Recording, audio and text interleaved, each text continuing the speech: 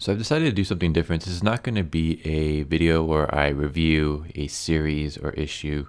Rather, this is going to be a discussion video, and the topic of the discussion is going to be Jessica Cruz from the Green Lanterns. Now, I just want to point out before I say anything else that at the time of this recording, I'm not completely caught up with Green Lanterns. I am only at issue 22. I believe there's 26 out right now. So yeah, I just wanted to point that out.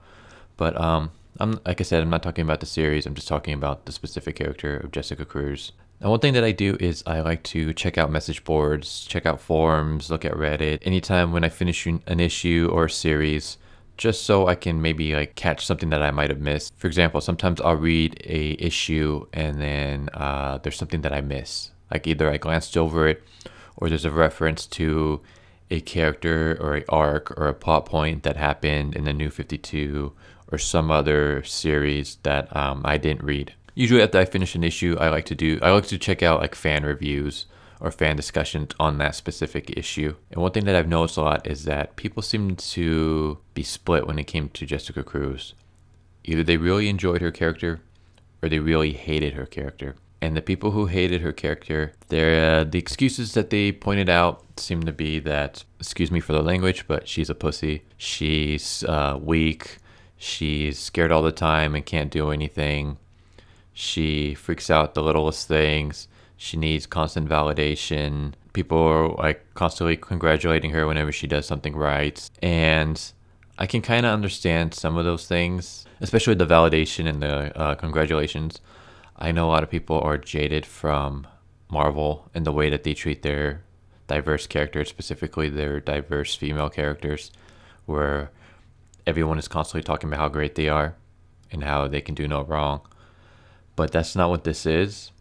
The reason why people do this for Jessica in this series is because she suffers from anxiety. While I'm not an expert in Green Lanterns or DC, I don't want to say I'm an expert, but I am very knowledgeable when it comes to anxiety because I suffer from anxiety. In fact, I suffer from the exact same thing that Jessica Cruz does. Now, the issues so far have never really specified what she has, but I know what it is because I have the same exact symptoms and triggers. What she has is agoraphobia with panic disorder. For people who don't know, agoraphobia is people who see the environment as like unsafe and there's like no easy way to escape.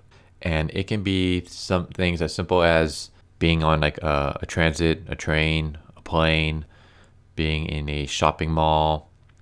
Some people even just being outside of the house. That's what Jessica Cruz has. It was mentioned in a couple times in previous issues that she locked herself in her apartment for 3 years and refused to get out. Yeah, that's like a severe case of agoraphobia. That's actually what I have. In fact, I think it's like I was actually in the same boat as well.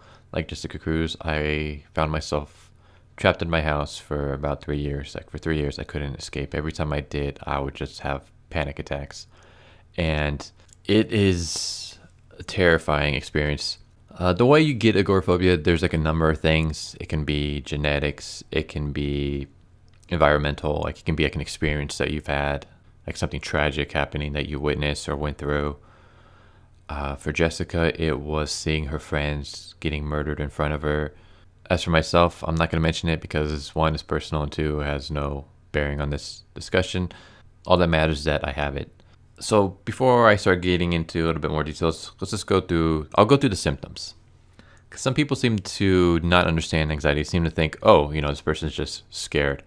Why don't you just suck it up? There's nothing to be terrified of. It's really not that simple. The thing about anxiety is that you feel like you're losing control of yourself and that you're dying. That's like the best way to explain it.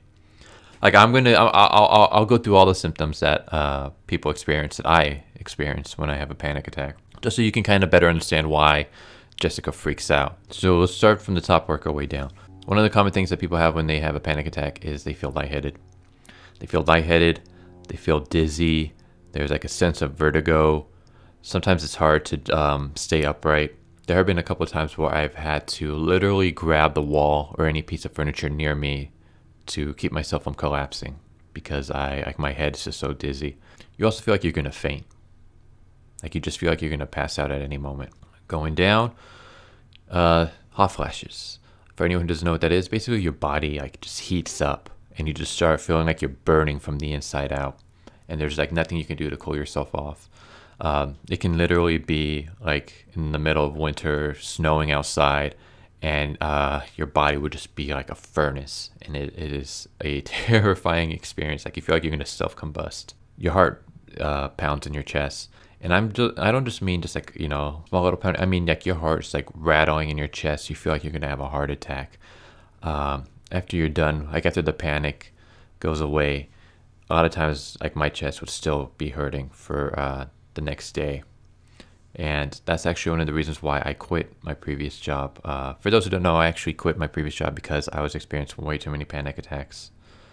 And I needed to just basically, I felt like if I kept experiencing those panic attacks, eventually my heart was going to give out.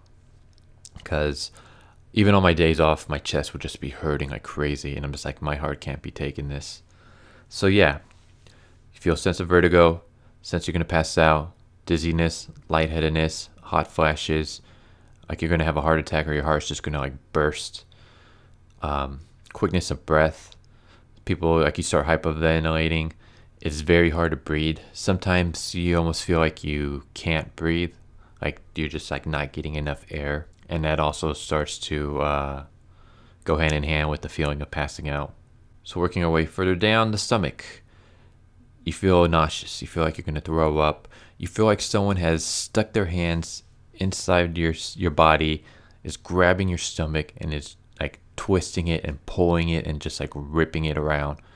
It is a unbelievably uncomfortable experience. There's like tingliness, like your hands, your feet, like your limbs will go numb. And you're experiencing all of this at once. So just imagine everything is normal, and then out of nowhere, your body heats up.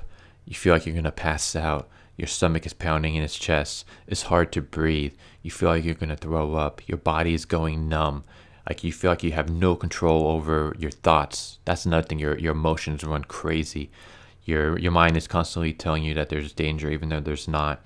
Your mind is constantly reinforcing just nothing but negativity. Like anytime you're telling yourself, I can do this, I can do this, there's a louder voice. There's like a voice next to your head with like a megaphone screaming, no, you can't, you're going to fail, you can't do this. And this all happens at once. And like I said, it happens out of nowhere. A lot of times there are triggers, like being put in certain situations. It can even be something as simple as hearing a certain word will like remind you of something, and then boom, panic attack. So yeah, it's not a good feeling. It is absolutely terrible. But I think this series actually does a good job. Like here's a panel where we have Jessica like freaking out, and she's like talking about how she can't make a construct. I can't fight the Red Lanterns. I can't help my partner. I'm scared. I'm a failure. I'm not good enough to be a Green Lantern. These are the thoughts that actually happen when you have a panic attack. I can't do this. I can't do this. I'm a failure. Nothing I do is going to work. I'm going to be stuck like this forever. I'm not good enough. Like all these thoughts are just constantly racing through your head.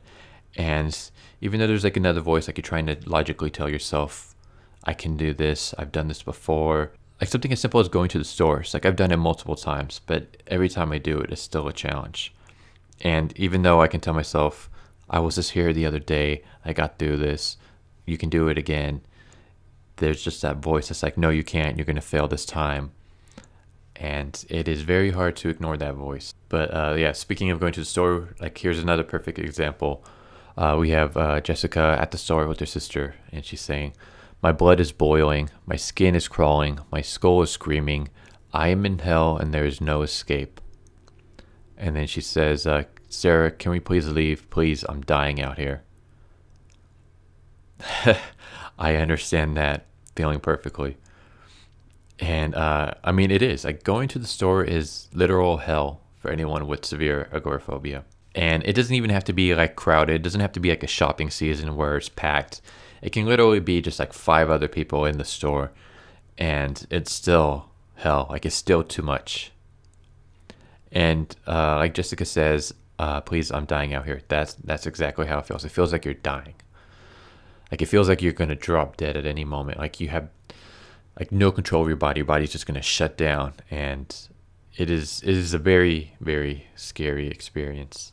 But I think, yeah, like here's another Paige, I think this is like perfect. Like, she's talking to herself. She's like, quiet, control your breathing, calm down. I can't be calm. They'll find me. And when they find me, they'll tear me apart. Monsters are real and they will kill us all. I'm sorry, Simon. Just stay here. Stay right here. They'll never find you. Fear is just a thought. You are not your thoughts. The apartment was a safe space. You should never have left. This is actually a moment that perfectly describes someone going through a panic attack. You got your irrational thoughts telling you, get out of here. You shouldn't have come here. You should have stayed at home. You're not good enough. You can't breathe. You can't focus. You're having a heart attack. You're gonna throw up. You're gonna pass out. Meanwhile, you have like a logical part trying to tell you, slow down your thoughts, calm yourself, deep breathing. Don't listen to any of the negativity that's running through your head. Fear is just a thought. You are not your thoughts. Like, that's exactly how it feels. You basically got two voices in your head fighting for control.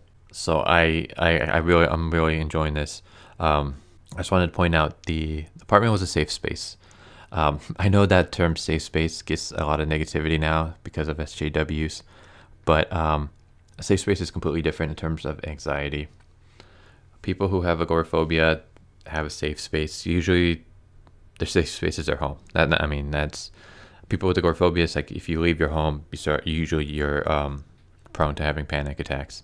So your safe space is your house.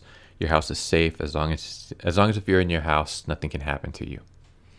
But then once you start getting out of the house and you start exposing yourself to outside environments, other people, that's when the panic starts setting in, and it is very hard to fight that down. I'm sorry if I'm rambling. I don't have a script. None of my videos have any scripts. I'm just basically, I put the mic on, hit record, and I start talking. So I scanned some of the panels with Jessica talking about anxiety, and they're random. Like, I don't have them by order of issues or anything like that. So I'm just looking at them randomly and discussing them. So if it feels like I'm kind of all over the place, hopefully it doesn't sound like I'm just rambling. But here's when I really wanted to talk. It's not every morning, but most mornings I fight my greatest battle. I'm a Green Lantern, a superhero somehow, and I have anxiety. I'm Jessica Cruz, the anxiety lantern, and getting out of bed every day is a struggle. Every morning the same thought haunts me. I can't handle this. I love this page. I love this page because this page is so perfect in describing anxiety and depression, which goes hand in hand. And this is a thought that a lot of people who have anxiety go through. This is a thought that pops into my head. Like Jessica says, not every morning, but most mornings.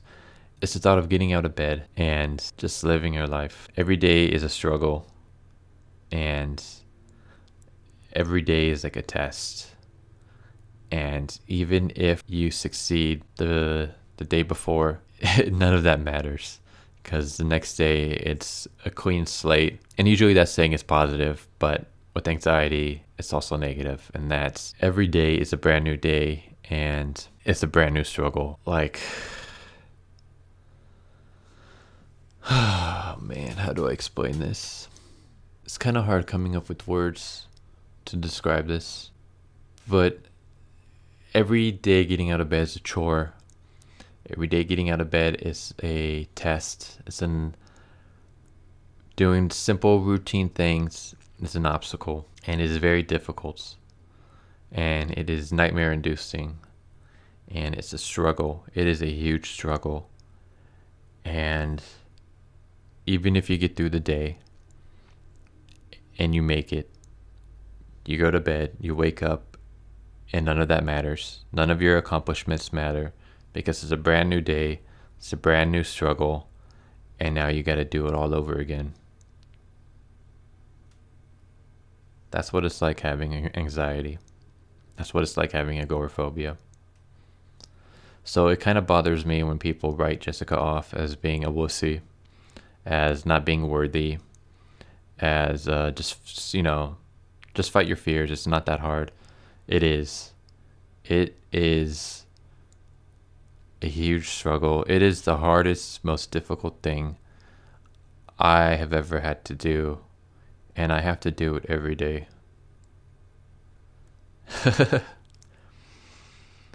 um so yeah. In terms of people constantly validating her and congratulating her when she does like simple heroic things, it is not because she's a woman. It is not because she is a Latino. It is because she has anxiety. It's because she has agoraphobia. It's because validating or congratulating someone on their accomplishments is the best thing you can do for someone who goes through that. Because a simple thing like going to the store is a huge test. It's a huge struggle. So when someone is able to do that, the best thing you can do the best thing you can do for that person is congratulate them. Is to tell them like, what you did was, you did a great job today. And basically just reinforce positive emotions onto that person. Because it's a huge struggle. Like something as simple as going to the fucking store, just stepping in, just going in and buying milk or something. Like not even having to talk to anyone. Like just go to the store, pick up some butter, some milk, some bread, go through the self-checkout. Don't have to interact with anyone. Don't have to make eye contact with anyone. Even that is a huge struggle. I have a library that's less than 2-minute drive from my house. Like it is like a 10-minute walk, 2-minute drive. And even just going there, even if it's very briefly, even if I've requested, my books or my movies and it's right there on the whole shelf and I just have to walk in, pick it up, self-checkout, walk out, not have to say a word to anyone. Go when everyone's at school or at work and there's like no one in there but the librarians. Even that is a huge struggle. So the fact that Jessica Cruz is fighting aliens is amazing. Because not only is that forced interaction, but that's negative interaction. So that's just like piling on top of her anxiety. So yeah, I mean, here's another good panel. I'm going to drop it. Those are just thoughts. I'm going to crash. Those are just fears. I can't handle this. No, I am not my fear. I can do this. If I got out of bed today, I can do this. This is exactly how it is. You got your positive thoughts telling you can accomplish things. And then you got that negative thoughts that are constantly trying to override. And the struggle every day to ignore the negatives and just listen to the positive. Because it's like the best way I can describe it is all your positive thoughts, all your logical thoughts are whispering in your ear, while all your negative thoughts are screaming with the megaphone. It's so much easier to ignore the positive and focus on the negative. It's so much harder to ignore the negative and focus on the positive. But yeah, I especially like that line. If I can get out of bed, I can do this. Because like I've just mentioned earlier, even the simple act of getting out of bed can be a struggle. Just because of what that represents. Getting out of bed it's not because like, you physically can't, so much as it is what it represents. Getting out of bed represents having to go through obstacles and struggles all over again, having to fight, having to face your fears, having to overcome them. And then the day goes by, you go to bed, you wake up, and all your accomplishments don't matter because now you got to do them all over again. And this is never ending. There is no cure for this. This is something I got to deal with and other people have to deal with for the rest of their lives. Or every day, just something as simple as getting out of bed and facing the day is a challenge. I thought this was also pretty good. Focusing on other people, grounding myself in reality. My problems don't seem so overwhelming anymore. I don't know if it's the best thing to do, but it's the thing that's worked for me when I have my anxiety is distraction. And distracting can be something as simple as trying to carry a conversation with someone you know. Because trying to talk to strangers is like the hardest thing to do. Yeah, like distracting yourself by focusing on other tasks, by focusing on having a conversation with a family or a friend, someone who you really trust. Because doing it with strangers is like pretty much impossible. But distraction is the best thing to do. Grounding myself in reality. That is like a great line, because that is a technique that I do when I leave the house. A lot of times I'll have a rubber band around my wrist, and the reason for that is when I feel the anxiety bubbling up, I would snap it. And basically you focus on the I feel so like emo saying this, but you focus on the brief pain, like the sting, and it's just like a reminder that you're here, you're alive, you're not dead, you're not losing yourself, you're in, you're grounding yourself in reality. Here's another page. I thought this was kind of good. So Jessica and her partner Simon are stopping a bank robbery with this guy who calls himself the Gambler, and he's just like a Z-list villain. And Jessica freaks out and she runs away. Jessica says, I've been fighting an anxiety attack all day. It's the littlest thing sometimes. The anxiety comes at me like a crashing wave. Simon just jumps right in. My thoughts are racing faster than the flash. I start breathing too heavy. My fingers are pins and needles. These are just thoughts. Get out of your head. I'm hyper aware of my heart, my thoughts. I can't. Focus on your breathing, Jessica. You can do this. I can't handle this. You can do this. I can't handle this. I can't. This is a perfect depiction of someone going through an anxiety attack. Because this has happened to me before, where I will say I have like a doctor's appointment or a dentist appointment or what have you. I got to go pick up something from the store. It doesn't matter. Like I'm out of the house, I'm doing something. And I'm constantly fighting my anxiety. Like I haven't had a panic attack, but I can feel it bubbling over the surface. And I do a lot of things that you would think would induce a panic attack, but somehow I'm able to get through it. And then it'll just be something as simple. Okay, like earlier this year, I had surgery done on my back. I was able to get through that surgery without having a panic attack. Don't ask me how. To this day, I can't believe I was able to do that. So I was able to have from going to the doctors to the surgery to the post-surgery discussion. The whole thing took like an hour and a half. I was able to get through all that without a panic attack. But then afterwards, I decided, you know what? I got through this. I'm going to treat myself by buying myself a book. I go to the bookstore. There's no one there, just the person behind the counter. And then as soon as I pick up a book, boom, panic attack. And it's like, why is this happening now? I just had surgery. I was literally trapped on a surgical table. And this wasn't like surgery where they knocked me out or anything. I was completely awake and aware. And I was literally stuck because as soon as they cut into me, there's no way I can just walk out. Like I have to stay here until they're done. But I got through that, no problems. But then now it's something as simple as, well, I'm at a bookstore, I'm getting a book, I can leave whenever I want. There's no one here, I'm not interacting with anyone. But that's what causes the anxiety. That's what causes the panic attack. So this scene right here makes perfect sense to me. Like she just helped the Justice League fight a huge monster and she got through that. Even though she was freaking out the whole time, she was able to get through that without having a panic attack. But now taking some 2-bit criminal causes her to freak out and she has to bolt. That's exactly how it is. The symptoms are perfect, breathing too heavy, fingers are pins and needles, you're hyper aware of your heart. Like I mentioned, you feel your heart racing in your chest, you feel like it's going to burst. You're hyper aware of your thoughts. This is perfect. And it's like you're trying to tell yourself to calm down, to focus on breathing. Belly breathing is one of the best things you can try to do to try to bring your anxiety down. And when you're having a panic attack, you're focusing. Like that's why I tell myself, just focus on your breathing. Try to focus on that and, get your anxiety levels down. But then this right here, this is a perfect panel where you have the positive thoughts. You can do this being overridden by the negatives. You can't handle this. This is like a perfect visualization of what it's like to go through a panic attack.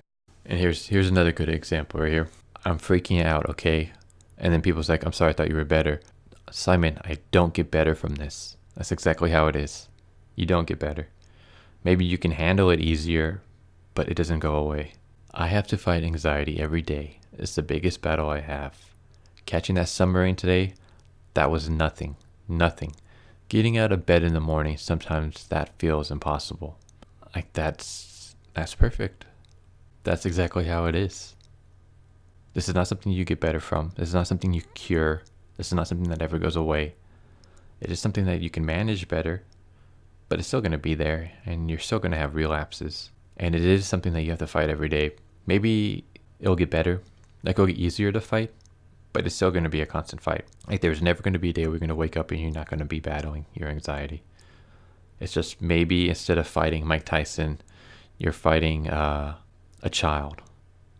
So like fighting the anxiety will get easier, especially if you have help, whether it be medication or therapy or just an understanding family, relatives, whatever. And I think this is perfect. So she has a panic attack, and this is immediately after. I lost it. I'm so angry. I'm so embarrassed. Who shows up, Superman, and then loses it against a guy in some circus costume? Me, Jessica Cruz, the anxiety lantern. Feel it again. My heart, my brain, the pins and needles, another attack. So I get to work. I meditate, I breathe, get myself grounded in the present, just like I was mentioning earlier. But yeah, that's how it feels. Like when you have a panic attack and you run from it, it's like it's the worst feeling ever because you feel like a failure.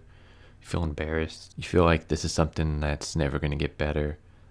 And then comes the thoughts that this is something you got to deal with every day. It's not great. But yeah, you got to basically ground yourself back into reality again. Something as simple as snapping a rubber band on your wrist. Something as simple as meditation. One thing I do is mindfulness meditation. Basically, ground yourself in reality. Ground yourself in the present. Be aware of your surroundings. Listen to music. This is exactly what I do.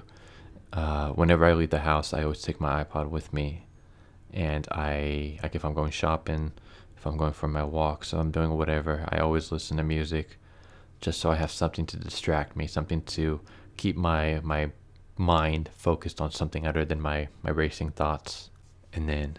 But for all my preparation, I can't handle it. Yep. Like I understand this character perfectly. That's why I'm a huge fan of Jessica Cruz. Because I completely understand this character. Like everything she's going through, that's exactly what it's like for people with agoraphobia. You can prepare yourself all you want, but then a situation comes and it's like you just can't handle it. For example, I'm not going to go into details, but I have something coming up this Thursday. So I might not put out a video on Thursday just because I'm going to be busy. But I have something coming up this Thursday. I am freaking out about it. I have prepared myself as much as I possibly can. But even then, it's like as soon as a moment comes, all my preparedness just disappears and then the anxiety takes over. I love this panel right here. One day people are going to need help. It's all going to be on my shoulders. I'm going to screw it up. The submarine will fall, the bad guys will win, and it'll all be my fault. My whole life will spin out of control. Hal will take the ring back, Sarah will kick me out. I'm going to be the girl who can't go outside again. I can't handle this. I can't handle this. I can't handle this. I can't handle this. I'm not good enough for this. I'm not good enough. The writer nailed it. This is exactly what it's like. It's the what ifs. Your brain is just constantly reinforcing negative stuff. And it's always pointing out what ifs. What if this happens? What if this happens? What if this happens? And then you get overwhelmed and you feel like you can't handle it. And then if you run away from it, then you feel like I said earlier, you feel like a failure, like you're not good enough. I really want to know if the writer suffers from agoraphobia. Either that or they have someone in their family who goes through it, because this is perfectly depicting what it's like to have it. So this writer has to have some kind of experience with this situation. But yeah, bit by bit, step by step, chip away at the fear. You can do this. I'll always fight this battle, but the more I do it, the better I'll get. This is my Joker, my Lex Luthor, my goofy golden sea monster. And yeah, to kind of try to end this on the positive, agoraphobia is something I'm always going to have. It's never going to go away, ever. There's no cure. So people who have it, people who have agoraphobia, people who have other anxieties. This is not something that can ever be cured. It's not something that will ever go away. This is not something that they can just get over. This is something that they're going to constantly be fighting every day. Like I said earlier, the more you overcome, the easier the fight will get. It's going to be a constant battle, but the battle will get easier and easier. But yeah, I just wanted to kind of talk about this. I'm sorry if I kind of rambled on. Like I said, I don't have a script. I'm just like shooting this off the top of my head. And a discussion like this, since it's so personal, sometimes it's like I want to try to cover things, but sometimes like I'm not coming up with good segues into things. So this video might seem like I'm all over the place. I'm sorry about that. But I just wanted to discuss this, and I just want to say, like, I love this character. I like this character a lot. Jessica Cruz is awesome. The fact that she's able to overcome this is very great storytelling. Like, she has a character flaw, a flaw that a lot of people can sympathize with, and she overcomes that. I mean, she fails to that flaw at times, but then in the end, she comes back and she overcomes it. And I think that's a really good message. And the fact that people seem to not like her character kind of disappoints me, just because it's like, I don't know, like the best characters are characters that are flawed, characters that have weaknesses, and they overcome that. So the fact that people hate on Jessica because she caves into her weaknesses sometimes, I don't know, kind of disappoints me. It disappoints me even more to the people who just like don't understand this. They don't understand what it's like to have anxiety, to have panic attacks. And they just think, oh, she's just a pussy. Like, she's a scaredy cat. She just has to get over it. It's like, it's not something you just get over. It's something you deal with every day. And like I said, it can be something like you can take on a huge task and get it just fine. And then something stupid, something very little pops up, and that's what takes you down. That's what it's like having anxiety. So yeah, I guess I'm just kind of hoping that this video makes people more aware of agoraphobia and more aware of why Jessica acts the way she does. And hopefully maybe this video will turn your impression around on Jessica if you had negative thoughts on her to begin with as a character. Maybe now you'll understand her better and actually grow to appreciate her as a character. So what are your guys' thoughts? Is there anything else you guys would like to know? I have no problem talking about this situation. I mean, there are some things that I won't discuss, but you are more than free to ask anything that you want. And then if it's something that I don't want to discuss, I'll mention it. But yeah, I'm pretty much okay discussing with this situation. And so if you have any questions about anxiety, about agoraphobia, feel free to ask. Anyone who has anxiety or agoraphobia, what are your thoughts on the Jessica character? Do you think they've nailed her character correctly? I think they have. Like, I completely understand every little thought, every little action that she has, because I've gone through it personally myself. So, and for those who don't, has this video made you change your mind on Jessica? Like, for those who don't and who don't like Jessica, has this video made you change your mind? Like, do you like appreciate her character now that you understand what she's going through? So yeah, just wanted to try something new. So hope you guys enjoy it, and I'll catch you guys all next time. Later.